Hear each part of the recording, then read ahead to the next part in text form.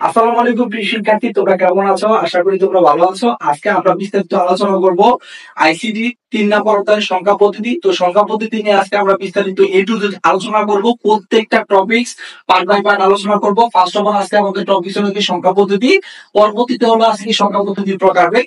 এই দুইটা জিনিস নিয়ে আমরা আলোচনা করব। আশা করি তোমরা সম্পূর্ণ অংশটা দেখবা এবং বুঝতে পারবা।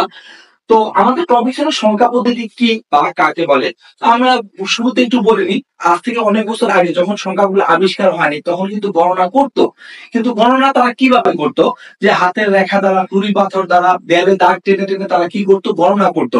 কিন্তু যুগে যুগে পরিবর্তনের কারণে তারা চিন্তা ভাবনা করলো যে সংখ্যাগুলোকে গণনার সুবিধার্থে তারা সংখ্যাগুলোকে চিহ্নিতকরণ করলো। ওই চিন্তা ভাবনা থেকে আমরা সংখ্যা পদ্ধতিকে এভাবে বলতে পারি যে কোন একটি সংখ্যা লেখা বা প্রকাশ করার পদ্ধতিকে সংখ্যা পদ্ধতি বলা হয়।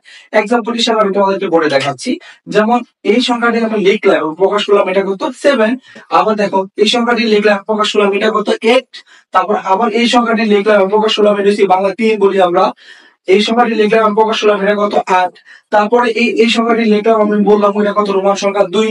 দ্যাট মিনস কোন একটি সংখ্যা লেখা বা প্রকাশ করার পদ্ধতিকে সংখ্যা পদ্ধতি বলা হয়।